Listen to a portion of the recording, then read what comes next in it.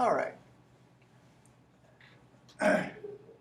If we take something like sulfuric acid, and this is sulfuric acid. Sulfur is in the middle. We have 4 oxygens around. If you ignore the hydrogens, this would be sulfate dianion. Okay? Well, we all remember sulfate. It's a polyatomic ion. No big deal. In sulfuric acid, we have a hydrogen attached to 2 of the oxygens. These are the acidic hydrogens. Sulfuric acid can react with water, and when it does, it will give us sulfate dianion, that's the polyatomic ion, and it'll give us 2 moles of hydronium ion. Basically, in this course, anything that's going to dissolve in water to produce hydronium, H3O+, is going to be considered an acid. Now, up top here, we have sodium hydroxide. Sodium hydroxide is a base. This is lye, and the essence of Drano, if you will. When you put sodium hydroxide, it's an ionic compound, so when you put it in water, it will dissociate to form sodium cation and the hydroxide anion. What we're going to be talking about in this chapter are acid-base reactions. If you think about it, hydronium is essentially H+, isn't it? It's actually bonded to a water, so we write it as H3O+, but think of it as H+. Hydroxide, OH-. If you take an acid and a base and you put them together, they will combine. Hydronium plus hydroxide will give water. That's a neutralization reaction. So in this chapter, we're going to focus on hydronium, hydroxide, neutralization, and how in the world we know how much hydronium and hydroxide there is in a given solution.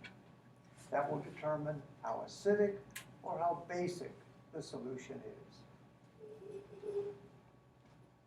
Of course, everything always begins with water. We talked about this last chapter, and we said that water has 2 polar covalent bonds, and because of that, this generates a molecular dipole. In the molecular dipole, the bottom half of the molecule is positively charged, and the top half is very rich in electrons. We show this through a dipole, and this is our electrostatic potential now. Again, blue is electron deficient, and red is electron rich. Now, we saw last chapter that the fact that water has this dipole, and that it has the positive and negative regions, is the reason that ionic solids can dissolve in water. We looked at sodium chloride going into water, cute little movie. The anion, we said, would be wrapped with water molecules with the positive side facing the negative charge. This tends to spread the negative charge out. You spread it out, that makes it nice and stable. Over here, the sodium cation would bond to the negative end of the water dipole. Once again, the positive charge is spread out, and that makes it all very, very stable. We also talked about the phenomena of hydrogen bonding. We said that because water molecules have this built-in dipole, that they can hydrogen bond with themselves. Every water molecule can form 4 hydrogen bonds in a cluster. And this is a rendering of a real cluster of water. You'll note that lots and lots of hydrogen bonding going on here. These oxygens essentially swallow half of the hydrogens of the waters that are next to them. This is a very dynamic complex, and it tends to change like every millionth of a second or so. Nonetheless, lots of energy associated with these hydrogen bonds, and that's what gives water its unique properties. Well, something else can happen when you have waters that are sitting there, hydrogen bonding to each other. Here we have two waters, and they're hydrogen bonding away, just as happy as they can be. Now you have to understand that this is, again, a very dynamic system. So there's energy available. If this or this water molecule gets enough energy by collision with something or whatever, this hydrogen can literally transfer along this hydrogen bond to the other water molecule. When it does this, this forms H3O plus, that's hydronium. And this is OH minus hydroxide. Now they're still sitting there. They could hand it back. And in fact, this sort of thing just goes on and on and on constantly. Anytime you have pure water, pure, absolutely 100% water, this process goes on very, very rapidly at equilibrium. That means forward and back, over and over again. At any one time, at 25 degrees centigrade, so room temperature, the concentration of hydronium and hydroxide in that water sample will both be 1 times 10 to the minus 7 molar. This is referred to as the autoprotolysis of water. Basically, water breaks down, transfers along the hydrogen bond to give hydronium and hydroxide in equal concentrations. And again, just sitting there, those concentrations are 10 to the minus 7 moles per liter. Any question on the concept? Autoprotolysis of water. Well, these are electrostatic potential maps for hydronium and hydroxide. They are very, very highly colored, aren't they? That means that they have huge charges associated with them. You might wonder why in the world this process happens at all. And once again, it has to do with the magic of water. Let's just look at hydronium. Here's the hydronium sitting here by itself, positive charge. Here's the peak of the oxygen, big blue belt. Let's tip it up a little bit so we can see the huge blue bottom down here. That's how electron deficient all those hydrogens are. And again, there's not a whole lot of electrons up by the oxygen either. So it's reasonable to question, again, why in the world this autoprotolysis happens. Well, here we have our one water sitting here. What I'm going to do is surround it, once again, with three water molecules. And I'm going to arrange these so that the oxygen, the negative end, can hydrogen bond with each of the hydrogens on hydronium. Now what I do is I feed this to my computer. So here's our big blue ball in the middle. I feed this to our computer, ask it to come up with an electrostatic potential map for the whole complex. When you do that, it kind of looks like this. You'll note that the big blue ball is gone, and that we've replaced it with kind of a uniform sort of greenish tint. And there's little yellows here and there. Again, there's little bits of blue that show up, but the water has once again dispersed this positive charge, spread it out, and that makes it very, very stable. Now actually water lives in more than groups of 4. This is a group of hydronium right here in the middle. And I've surrounded it here with 8 water molecules. And they're all set up in their orientation to hydrogen bond with each other and stuff. So let's do the same exercise. We'll take this, calculate electrostatic potential for the whole complex, and when we do that, we get something like this. Now this guy right here, this one, this is our hydronium. See, big blue ball right there. Note the blue is totally gone, and where there was that little bit of green, now we're back to a nice big red splotch. You know, this is just the amazing thing that water can do. Dispersing charge over a large area. By dispersing it, it makes it stable, and this is the reason that we have autoprotolysis of water. Any questions? All right, well, water can hydrogen bond with itself, and as we just saw, the proton in this hydrogen bond can actually transfer back and forth. Water can actually do that with other things. Let's just take something with a nice polar covalent bond. HF is the one we've looked at before. Remember, the electronegativity of fluorine is 4, that's the greatest. And so this polar bond here in hydrogen fluoride is very, very, very polarized, lots of electrons, real electron deficient. Well, if we take a molecule of HF and we put it in water, what's going to happen is HF is going to transfer this proton to water to give us hydronium and the fluoride anion. The way this happens is just like we saw before. These guys are sitting there, they're hydrogen bonding, they're happy as they can be.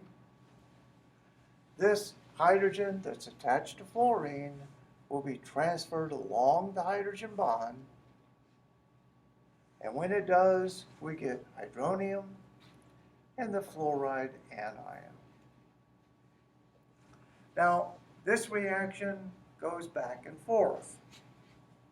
Here we ionize, we make hydronium and fluoride, and just like we saw with water, you can hand it back from hydronium back to fluoride and go back where you started from. In chemistry, we refer to this as an equilibrium, a reaction that goes forward and back at the same time. We use a special set of arrows to show that. These are double arrows. It's not a double-headed arrow. When you hit organic chemistry, you'll see that that's reserved for resonance structures. But these are 2 arrows, one forward, one back. And when you see this, that tells you that the reaction is reversible. That it's going this way and this way at the same time. This is referred to, again, as an equilibrium. In this course, we will not talk about equilibrium, but if you get to 110 and certainly 140, lots of equilibrium problems. Very interesting area. All right. In this equilibrium here, we describe this as the dissociation of HF to form hydronium and fluoride anion. Like I said at the start of lecture, anything that produces hydronium, we're going to call an acid. So here we are doing acid dissociation. Now there are going to be 2 types of acids that we're going to talk about. Strong acids and weak acids. Only thing they really differ in is the position of this equilibrium. If you have a strong acid, that means that there's very little of the undissociated because all of it is on this side. That's a strong acid. Strong acid, lots of hydronium. The other type is a weak acid. In a weak acid, almost all the acid form is stuck here with just a teeny, teeny, tiny bit, like 10 to the minus 5 molar hydronium. So strong acids all the way, weak acids this side.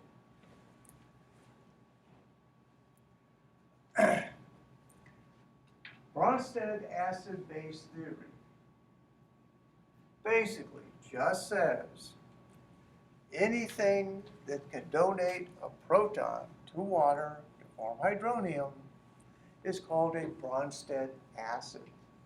Now this is a very important definition to remember.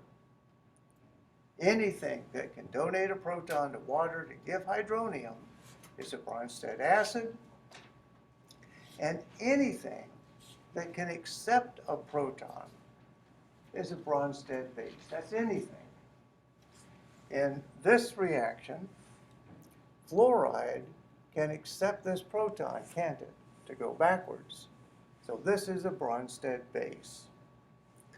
Going forward, water accepts the proton from HF, so this is a Bronsted base. Bronsted acid, Bronsted base. Make sure you understand those definitions. They are sure to show up on an exam question. All right, let's look at a strong acid. And I have just a little silly movie that kind of describes it. A strong electrolyte is a compound that ionizes completely in solution. Hydrogen chloride breaks into hydrogen and chlorine ions.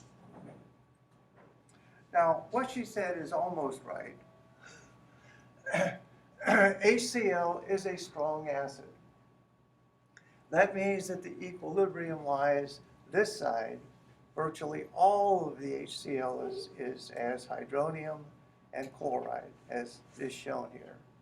But because it's in equilibrium, the ratio here might be several billion to 1.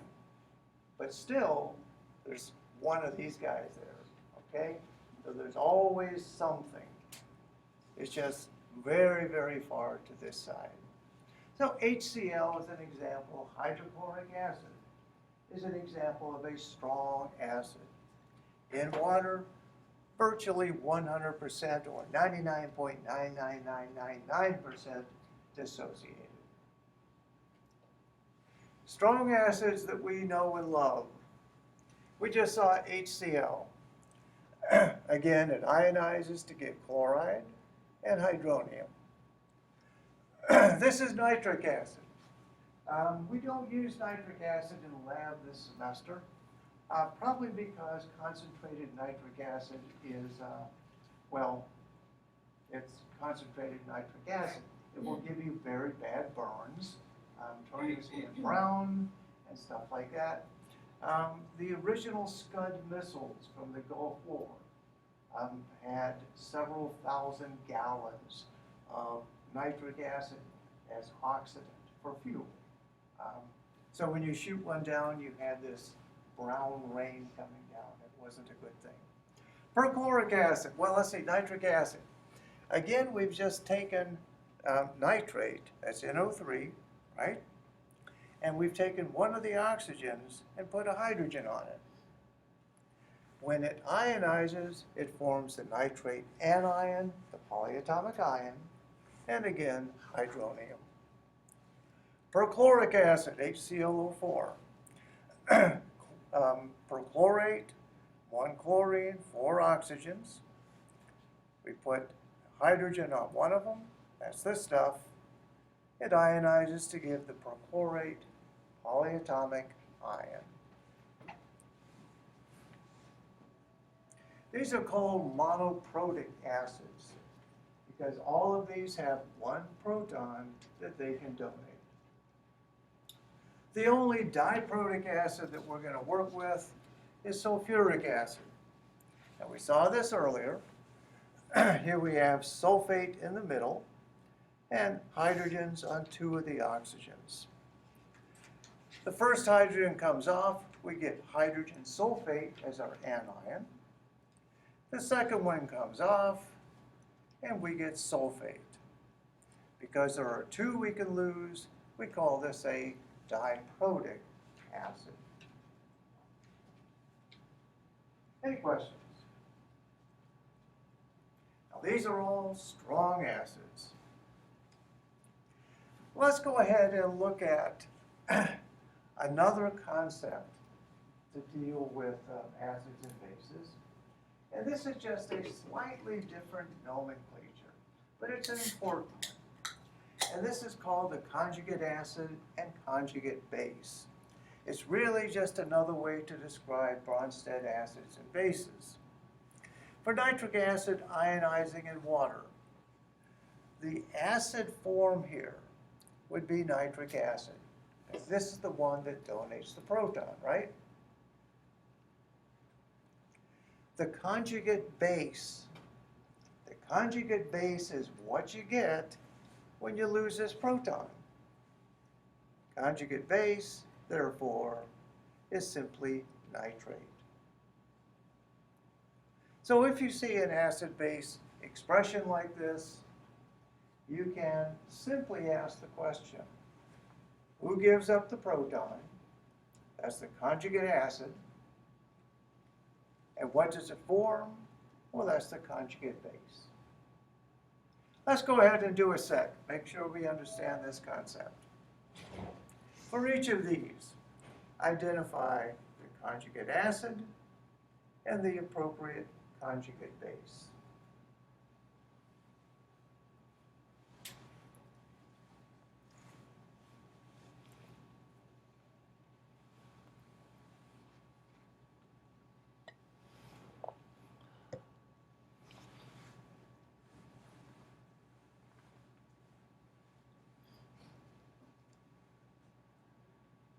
We know that HCl is a strong acid. The acid form of HCl, the conjugate acid, is simply going to be HCl itself. Once it loses this proton, it forms Cl-, and that's its conjugate base.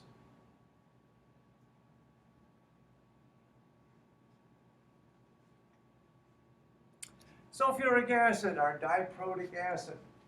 This is called the first ionization, okay, because we're going to lose 2. So this is the first one. The acidic form is going to be sulfuric acid itself. When it loses this proton, it forms hydrogen sulfate. Therefore, this is the conjugate acid-base pair.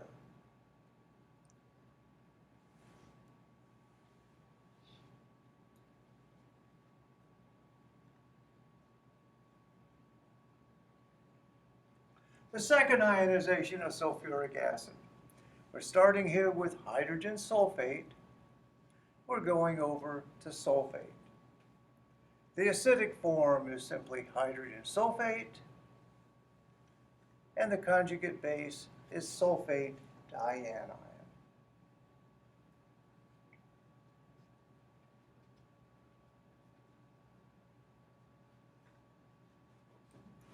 And finally here we have nitric acid, but instead of water, I'm letting this react with ammonia.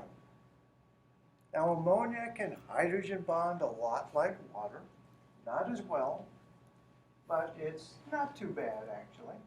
There's been speculation that under certain circumstances, ammonia could even support life. Seas of liquid ammonia. But nitric acid is our acidic form, and it's going to ionize to form nitrate. How about ammonia and ammonium? Remember what I said about Bronsted acids. Bronsted acid donates a proton, Bronsted base accepts a proton. So ammonia here is a Bronsted base, isn't it? We can also describe this as a conjugate acid-base pair, where this would be the base, and this, ammonium, would be the acid. Think about it from the reverse direction. Ammonium loses a proton and forms ammonia. Any questions?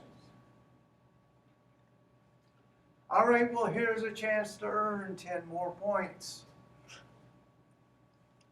This is conjugate acid-base tutorial. And basically, what you have to do is simply enter the appropriate things into the little boxes here and check it. We have something reacting with something else to form fluoride anion and hydronium. Fluoride anion is our conjugate base, isn't it? So the question you ask is, what loses a proton to give fluoride anion? Well, simply, that would be HF, wouldn't it? Secondly, you want to look and say, this is hydronium. What accepts a proton to give hydronium? Well, that's simply water. Now, when you enter H2O, you obviously can't do subscripts, so you just enter H2O. Okay? That works. Let's do another.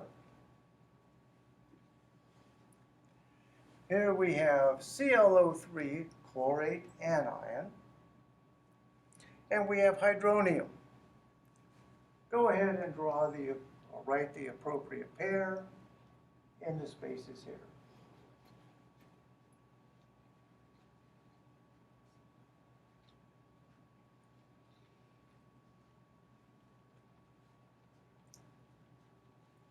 Chlorate anion is a conjugate base.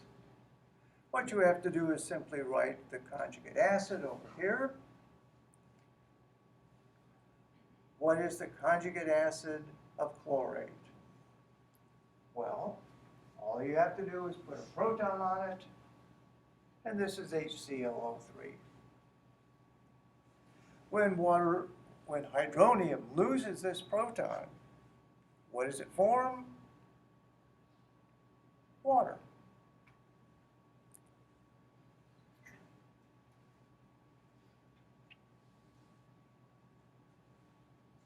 One more.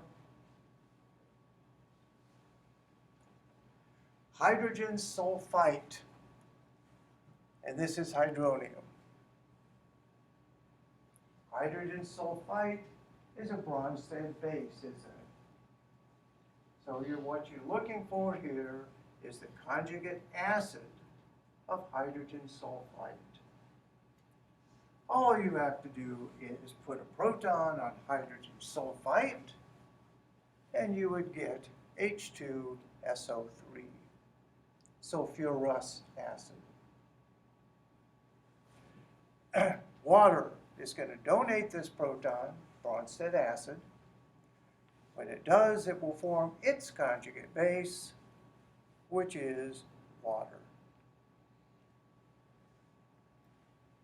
Once again, if you do 5 of them, that's all you need.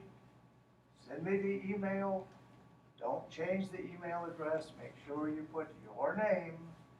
You got 10 points on the next exam. Good deal, I tell you. Any questions?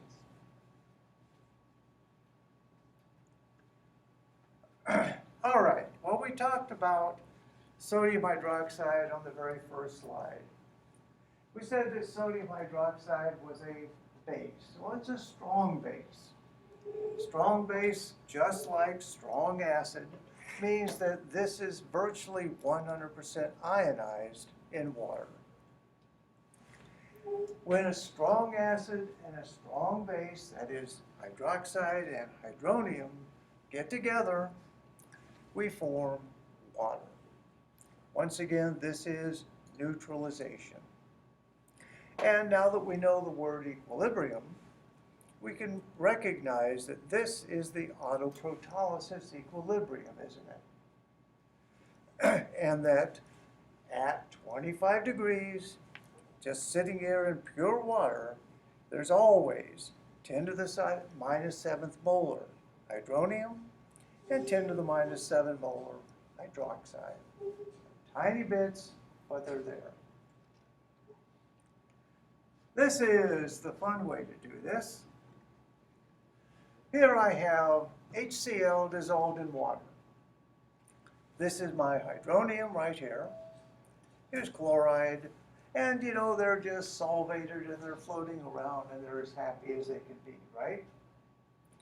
Over here, I have sodium hydroxide. I'm going to put these two together. And when I do, hydronium will lose its proton.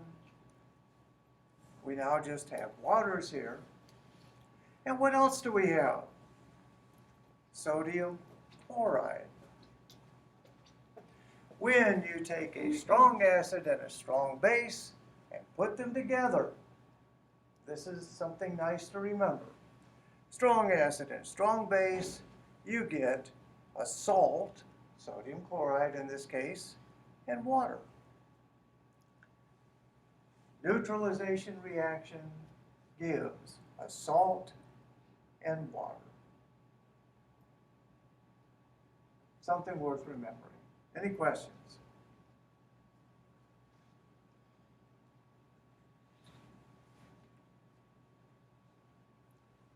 All right, here's our equilibrium.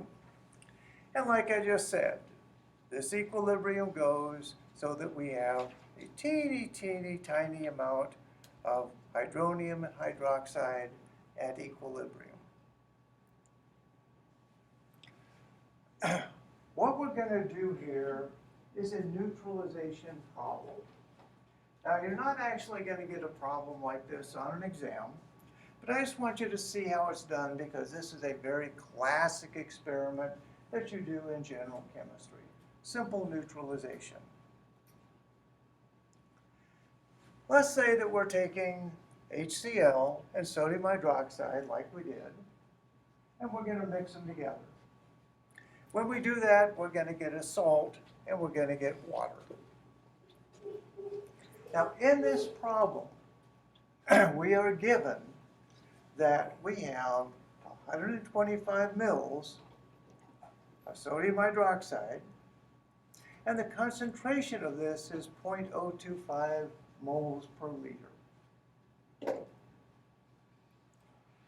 The hydrochloric acid, we know how much we have, 125 mils, but we don't know its molar concentration.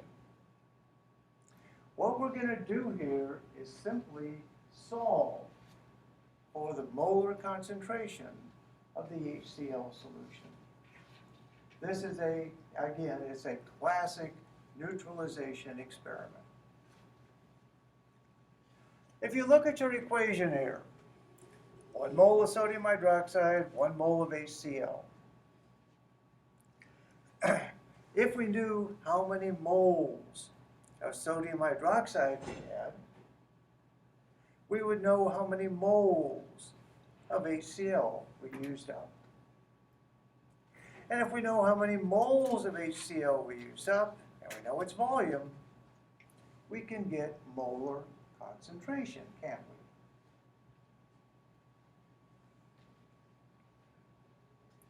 The thing that we have to remember here, and this is something that you should not forget because this will be on the exam, okay? Very simple equation. Concentration in terms of moles per liter multiplied by volume in liters gives you the number of moles. Concentration times volume equals moles. Say that before you go to bed. Concentration times volume gives moles. All right, let's apply this. To get the moles of sodium hydroxide, here's our concentration, 0.025 moles per liter. And here's our volume, 125 mils, 0.125 liters. The liters, of course, will cancel. Only unit left is moles. So we simply multiply these two, and we have 3 times 10 to the minus 3 moles of sodium hydroxide. Now remember, it takes 1 mole of sodium hydroxide for every mole of HCl. It's 1 to 1. So if we know how many moles of sodium hydroxide we have, that's the same as moles of HCl. So this is the number of moles of sodium hydroxide. This is the volume. This is the same as the number of moles of HCl. I can magically change this. Sodium hydroxide, 125 mils, that's here. Same number of moles as HCl. So if we simply divide our number of moles by our number of liters, we get the molarity of our HCl solution. Very, very standard exercise that you'll do in general chemistry. But it all comes down to the simple phenomena of concentration times volume. This guy is moles. That's how this works. Any question? Well, let's go ahead and look at some simple exam questions on the stuff that we've covered so far. Select the pair of substances in which an acid is listed by its conjugate base.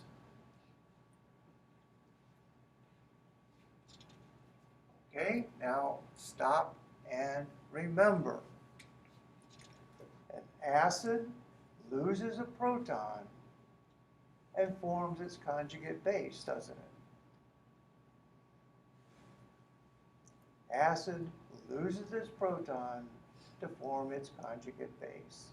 So what you're looking for is essentially the same thing, except this guy's the acid, and we're missing 1 proton on this side. H plus and HCl, well, those aren't the same thing at all, are they? So we can forget that guy. This, if this was the acid, it would have to lose a proton, wouldn't it? This is the acid form. This is its conjugate base. Here we have HPO4 and H2PO4. Again, if we lost a proton, we would have phosphate. Hydrogen carbonate and carbonate. Here we've lost this proton. We've made carbonate. Remember, an acid loses its proton to form the conjugate base. This is the proper answer. Hydrogen carbonate loses this as an acid to give carbonate.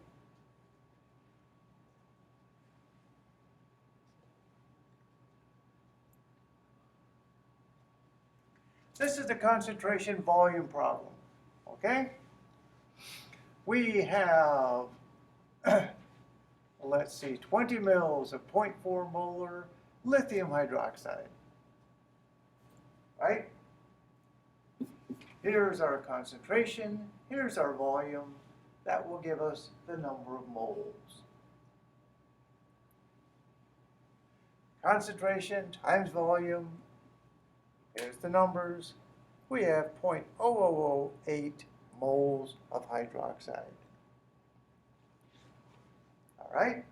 What we need to do is to figure out how many moles of sulfuric acid we have. The only problem with this is, remember, sulfuric acid is a diprotic acid. So it takes 2 of these guys for every one of these. 1 mole of sulfuric acid neutralizes 2. So we're going to divide our 008 by 2. We have 004 moles of sulfuric acid. Finally, concentration times volume is moles. We're solving for volume here. We know moles. We know our concentration. Plug them in. This is equal to 8 mils of our lithium hydroxide solution. Now this problem is a little trickier than you'll probably see on one of your exams, but again, make sure that you can do the very simple concentration, volume, mole relationship.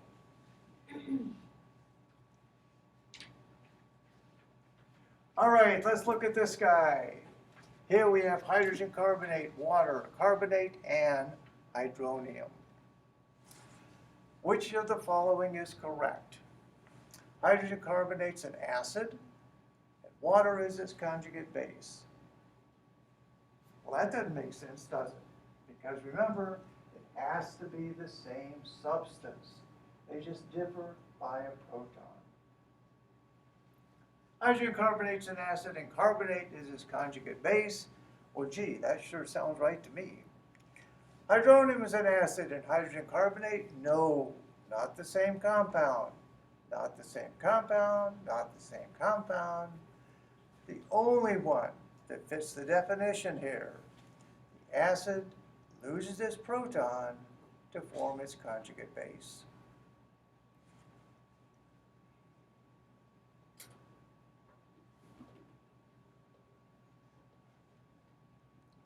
What is the conjugate acid of hydrogen sulfate?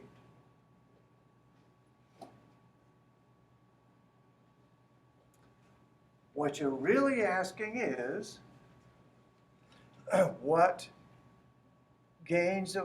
would be formed if we added a proton to hydrogen sulfate. So this is the base. In the acid form, it had 1 more proton. So hydrogen sulfate must go to sulfuric acid. Any questions?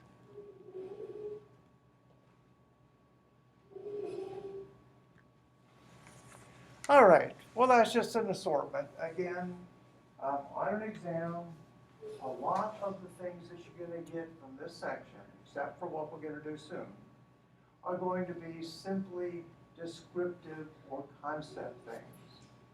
Make sure you know Bronsted acid loses a proton, Bronsted base accepts a proton. Conjugate acid, conjugate base differ by a proton. And things like concentration, volume, moles. Those are the concepts that you need from this section. All right. As we've seen, well, this is the 3rd time we're seeing this slide. The autoprotolysis of water gives us hydronium and hydroxide at 10 to the minus 7 molar, a teeny tiny bit. In fact, anytime you're dealing with concentrations of hydronium, they are typically going to be very, very small in solution. Now, dealing with all of these small numbers is just a real pain. 10 to the minus 7 molar, 10 to the minus 11 molar, blah, blah, blah. In order to avoid that, chemists have come up with something called the pH scale. Now, the pH scale is a log scale. pH is defined as the negative of the logarithm of hydronium. Sometimes you'll see hydronium written here, sometimes just this. The little p in front in chemistry language is shorthand for negative logarithm. So you take the logarithm and multiply it by -1. Just change the sign. All right. What's a logarithm? A logarithm, a base 10 logarithm. So this is what we're using. Logarithm of a number is the exponent to which 10 must be raised to give us that number. Now, if you think about logs that way, it's really not that difficult. Let's say we're dealing with 10 squared, 100. 10 times 10, 10 squared, and that's 100. The logarithm of 100 is simply this exponent, 2. So the log of 100 is 2.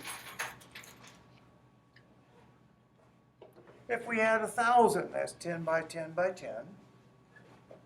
So 10 cubed.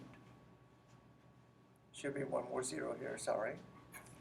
The log of 1,000 is simply 3. Again, it's simply that exponent. If you have a number with lots of zeros in front, you just have a negative exponent.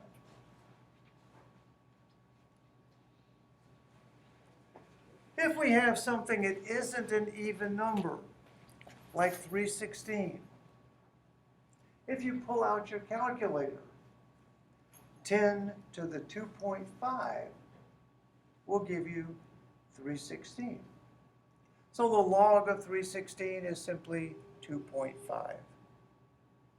What we're going to do is use logarithms to represent the hydronium ion concentration. So let's go ahead and do this. Just in case you didn't grab this, anytime you have a substance in square brackets in chemistry, that means concentration, moles per liter. So the negative log of hydronium is pH. Now we said that in neutral water, there's always 10 to the minus 7 molar hydronium, isn't there? It's autoprotolysis. It's always there. That means that at neutral water, if hydronium is 10 to the minus 7, the log here is simply this minus 7, isn't it? Now, if we multiply that by -1, we get 7. Therefore, the pH of pure water is 7. That's where pH 7 comes from. That simply means that in pure water, you have 10 to the minus 7 molar hydronium. Now, if something is an acid, it'll have more hydronium, won't it? So, if the hydronium is greater than this, the pH will be less than 7. So a low value of pH means lots of hydronium. Conversely, if hydronium is less than this, the pH will be above 7.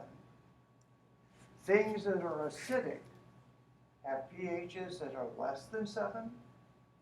Things that are basic will have pH above 7.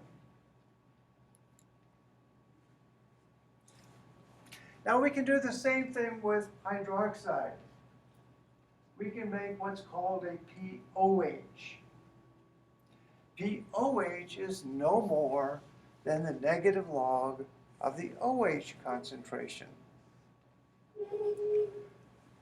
Again, this is 10 to the minus 7, so its POH is 7. Now we know that for neutral water, pH is 7. POH is also 7. And this gives us a fundamental relationship here. This is one you need to remember. Under any conditions at room temperature, 25 degrees, pH plus pOH is always equal to 14. pH plus pOH is always equal to 14. Now this is a logarithm, so that's really 10 to the minus 14. We could also say it this way: hydronium, this is 10 to the minus 7. Hydroxide, 10 to the minus 7, is 10 to the minus 14. At 25 degrees, these relationships are always true. All right, we'll see how we can use these things in just a bit. 10 to the minus 7, 10 to the minus 7, 10 to the minus 14. We can use this, first of all, to calculate hydronium if we only know hydroxide. If I told you hydroxide was 5 times 10 to the minus 8 molar, and we know that this times this must give 10 to the minus 14, we can solve for hydronium. Here's our 10 to the minus 14. Here's our hydroxide, and we can calculate hydronium ion concentration. Now we'll do these exercises in just a minute. Again, it's very simple math. Remember our fundamental relationship. If you're given either one of these guys, you can solve for the other because this is a constant. All right, let's talk a little bit about pH. pH, we just saw, neutral solution is pH 7. Hydronium, 10 to the minus 7. Let's see, bad coffee, tomatoes, this is cheap wine. Cheap wine's about 3.5. Down here, lemon juice, stomach acid. Stomach acid is about 0.1 moles per liter HCl. It's just amazing that you don't dissolve yourself. Blood, sweat, and tears, a little bit higher. Up here, bleach, 12.5-ish. And 1 molar sodium hydroxide would be pH 14. Now in lab, there's a couple ways to measure pH. One is to use a pH meter. pH meters, basically it's a millivolt meter. You have a glass membrane here with solutions on one side, different solution on the other, sets up a voltage. You read that with our little voltmeter, and you can determine the pH of a solution. Just stick it in there. It's very nice. The little glass membranes are very fragile, however, and they break very easily. And they're several $100s each. So you're not going to use those in lab. Instead, you'll use something called pH paper. pH paper is an amazing sort of thing. It's impregnated with indicators. These are complex organic molecules that when you put them in acid or base, they will change colors. And this is a mixture of these different indicators such that as depending on what pH solution you stick it in, it can go all the way from dark red to dark purple. This is an example of an indicator. This is phenolphthalein. This is what's always used in lab. This is what the organic molecule looks like. With phenolphthalein, this molecule is colorless until you hit about pH 8.5, and then it turns a rich pinkish purplish color. Some others undergo multiple changes as you change their pH. And again, the magic of making pH paper is blending these things together so that you get this continuum of color change as you stick it in pH. Now, this might sound like a real achievement, but actually, cabbage beat us to it. If you take red cabbage juice, it's a natural indicator. In acidic solution, it'll be this rich red. In a basic solution, it'll be this ugly green. And it goes through a state of purple and blue in between. Now, if any of you cook and you ever cook cabbage, you know, hopefully, that you don't want to put anything in with your cabbage that's basic, that's alkaline. Like if you put baking soda or something in there. It would in fact turn this ugly shade of green and nobody would eat it. You want something on the other side, a little bit of vinegar in there. Vinegar is what you always put in red cabbage. And that keeps it down here on the acidic side, nice and bright and red. Kind of fun to mess with it and mess with the people that are eating your food. But, okay. The way we use indicators in the lab is what's called a titration experiment. Now we know that concentration times volume is moles, right? What you would do is you start off with an unknown here of some sort in your beaker. And you have a burette, it's called. This is an acid or base of known concentration. And you can read the little measurements here and tell how much you've added. What you do is you open your stopcock very carefully, record your starting position, and let this dribble down into your solution until your indicator changes color. You stop it right away. This is your volume. You know the concentration, so you know the number of moles that you've added. Again, this is a classic general chemistry experiment. Get to general chemistry, you'll do a dozen of these things. Any questions? All comes down to concentration and volume. All right, I hope you have your calculators with you. If you don't, at least use your phone. Because, and we are now going to figure out how to turn pH into hydronium and hydronium back into pH. The magic button that you're going to be looking for is going to be the log button. The log button and the 10 to the x button. If we were given here that our pH was 7.23, what do we know about pH? Well, pH is simply the negative log of hydronium. Now, what I'm going to do here is take, well, first of all, multiply by -1. Get rid of our negative sign here. So this is minus pH. Now I'm going to take the anti-log. Anti-log simply converts this back to powers of 10. The anti-log of this, of minus pH, is simply 10 to the minus pH. The anti-log of log is nothing. So this is simply hydronium. The bottom line equation here, 10 to the minus pH, is hydronium. Now, how do you do this? And we were given our pH was 7.23.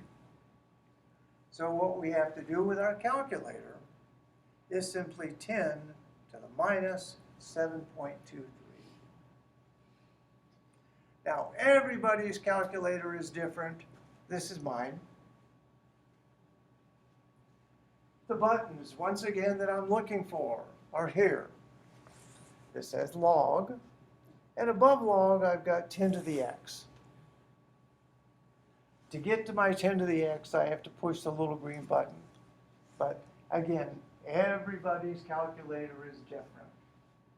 Make sure you do this with the calculator you're going to use on the exam.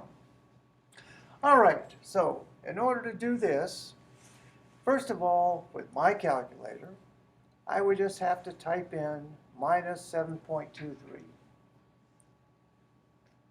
Okay? Now, on my calculator, once again, I have to hit the green button and then the 10 to the x button. When I do, I get 5.88 times 10 to the minus 8. That is the hydronium ion concentration. Round it here to 5.8, 5.9. Let's don't worry about significant figures. Oh, I thought I skipped these slides here. All right, let's go ahead and try this exercise. These are our pH values, and what I want you to do is give me hydronium. Operationally, what you do, you would go to your calculator. You want to make our pH value negative, so this is going to be minus 4. Enter minus 4, and then 10 to the x.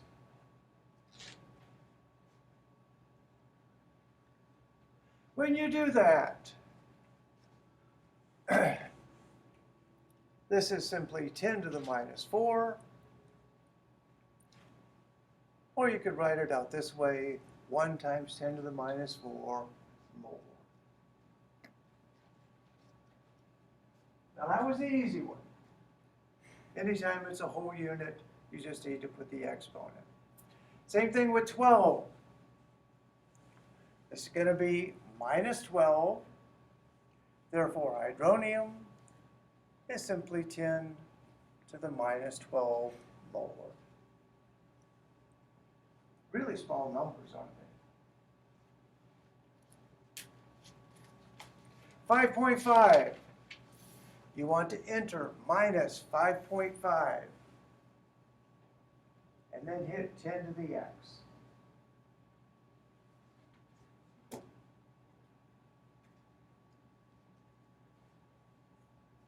You should get 3.2 times 10 to the minus 6.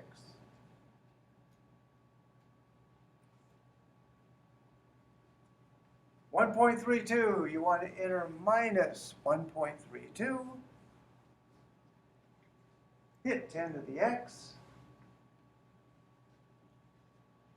4.8 times 10 to the minus 2.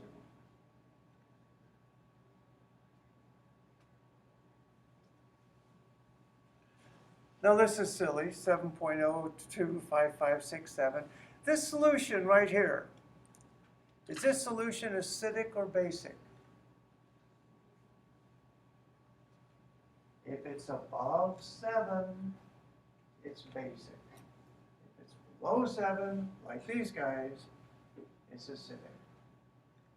So you would just enter minus 7.02, hit 10 to the x, 9.4 times 10 to the minus 8 molar.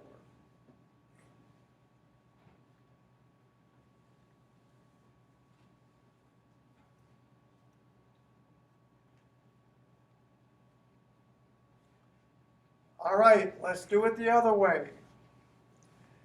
If I give you a hydronium of 7.04 times 10 to the minus 7, what's the pH?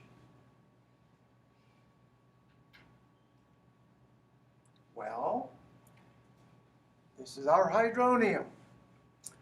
By definition, what is pH? It's just the negative log of this, isn't it? pH is just going to be the negative of the log of 7 times 10 to the minus 7. Okay.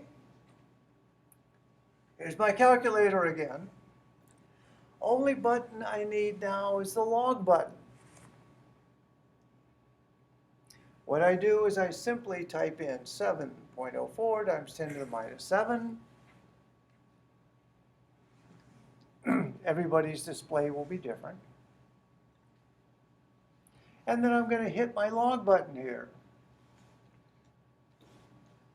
When I do that, I get -6. But remember, the pH is the negative of that. So the pH is going to be +6. pH 6.15.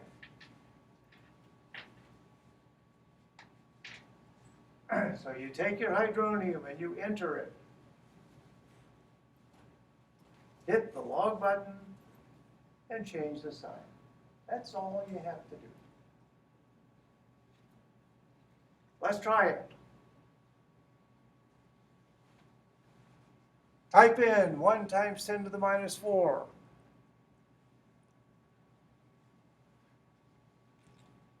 Hit the log button. You should see -4. Change the sign, and the pH is 4. Type in 5 times 10 to the -4.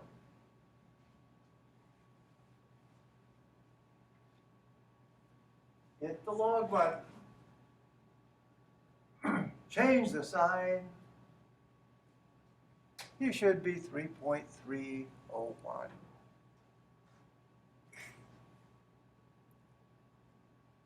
Type in 1.37 times 10 to the -8.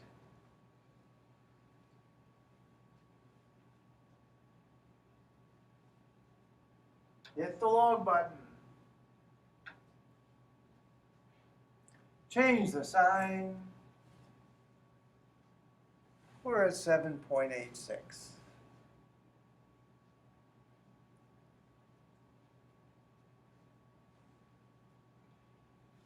Seven times 10 to the -7.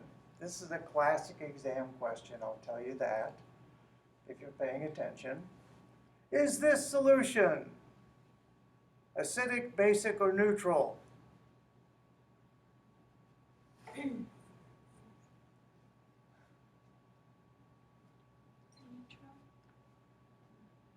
Neutral would be 1 times 10 to the -7, right? There's so many 7s here, people just automatically think it's neutral. This is 1 times 10 to the -7 is neutral. This has 7 times 10 to the -7. That's more. That means it is very slightly acidic. If it's more, if hydronium is more than 1 times 10 to the -7, it's acidic. All right, type it in, hit log, change the sign. The pH is 6.15. Again, it's less than 7, so it's acidic.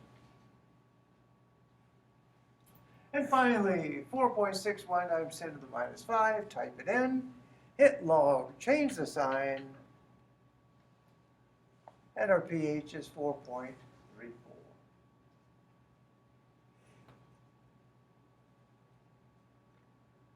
Now, of course, the only way to really get good at this is practice. And how do we practice? We do tutorials.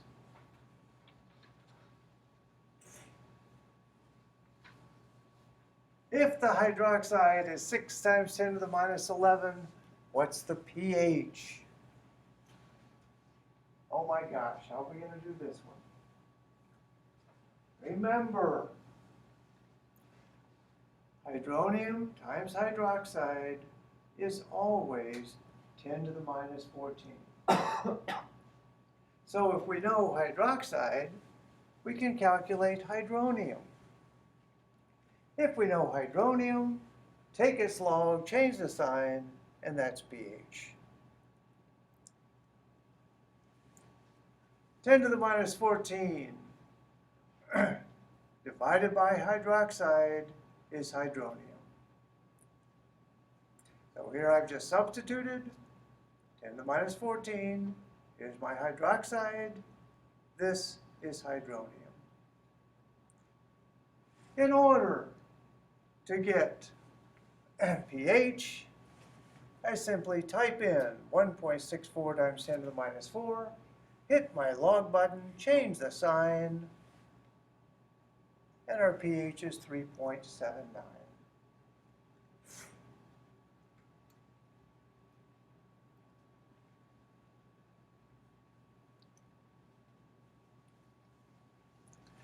This is just going the other way.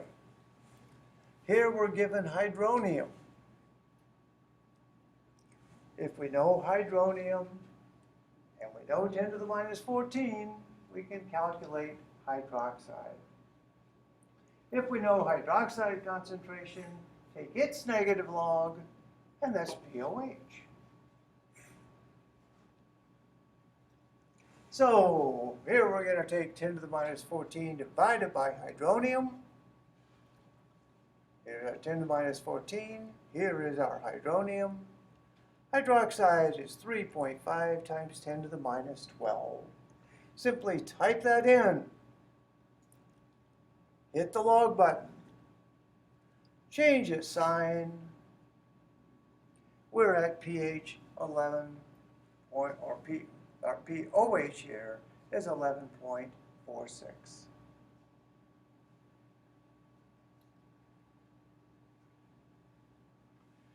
This is kind of putting it all together in a table. This one might actually be easier for you to do first. Again, they're worth 10 points each. pH, POH, H+, and hydronium. In this one, you are given one value, and you just have to calculate the rest.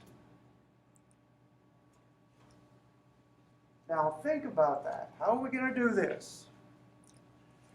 If we know pH, 10 to the minus pH is hydronium, correct?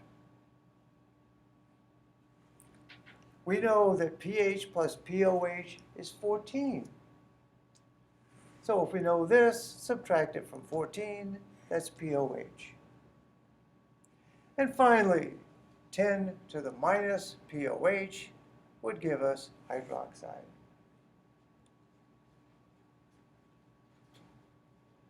POH, take 14, subtract the pH. Here's the math, 3.17. If we know the pH,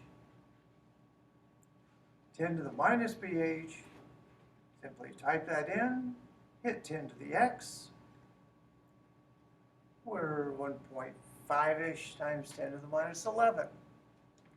And finally, if we know POH, which we do, 10 to the minus POH,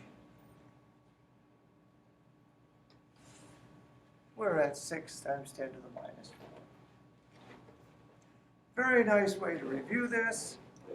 I think I've got one more here. Yeah, let's do one more.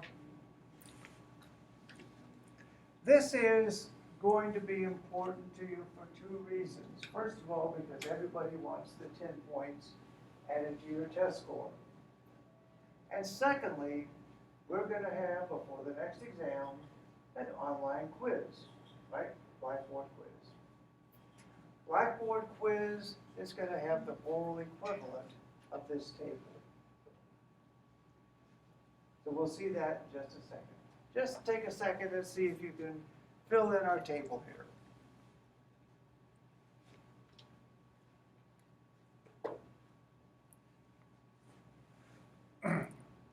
Type in 1.23 times 10 to the minus 3. Hit log. Change the sign.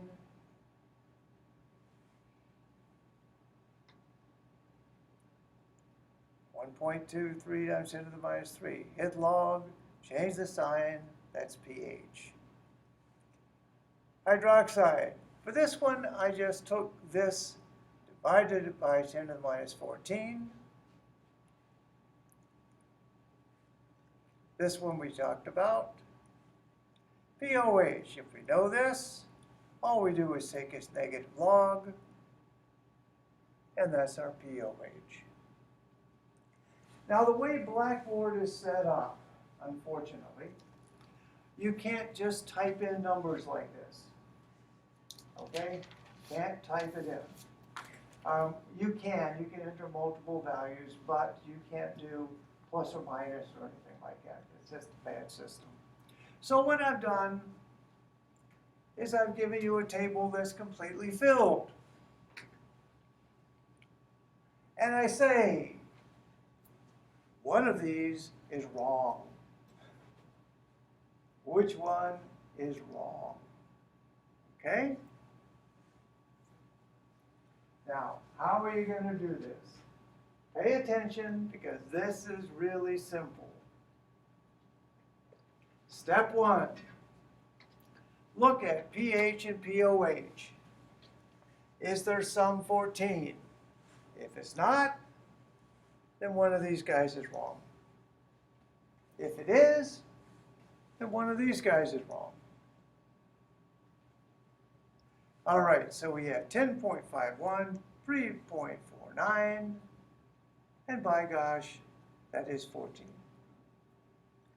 So, one of these guys is wrong. Step 2,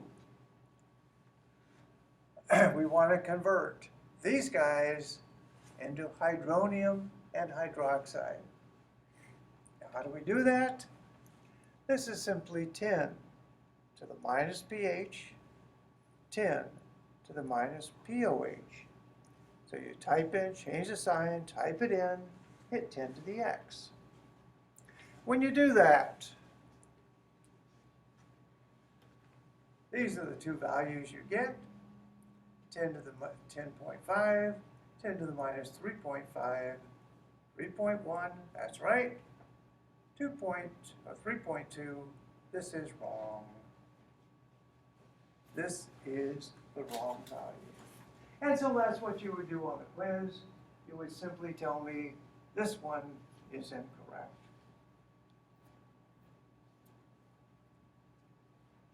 All right, once again, 30 points possible and extra credits simply by doing the tutorials and sending them to me. Don't miss the chance. Let's wind up with this cute little problem. We have cheap red wine. Perhaps some of you have encountered that. Its pH is 2.85. If you encounter that, you really don't want to drink it. But okay. Calculate hydronium, hydroxide, and pOH.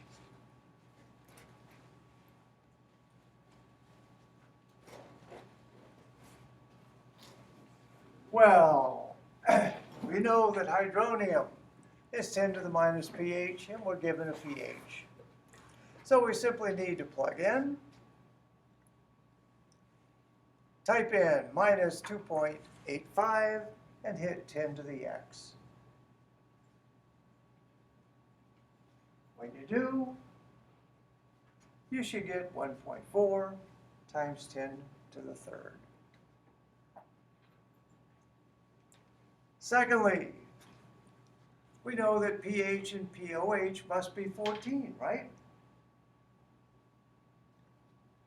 So we're given a pH. Simply subtract that from 14 to get our pOH value. And then finally, to get hydroxide, we know that hydroxide concentration could be got from this as simply 10 to the minus pOH. Type in minus 11.15, hit 10 to the x,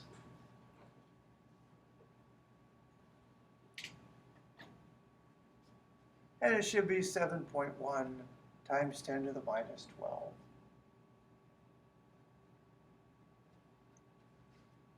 Any questions?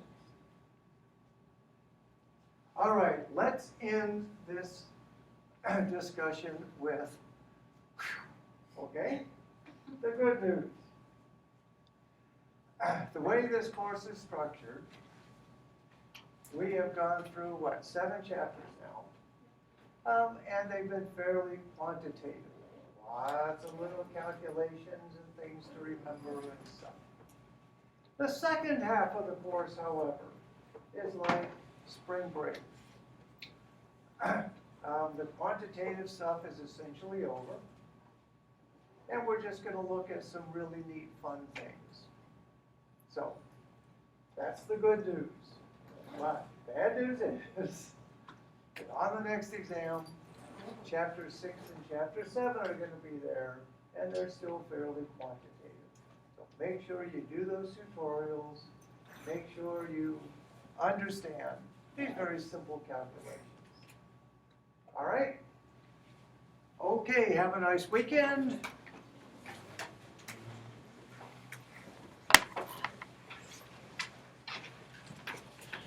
The lab on Monday, I'm not exactly sure what we're doing.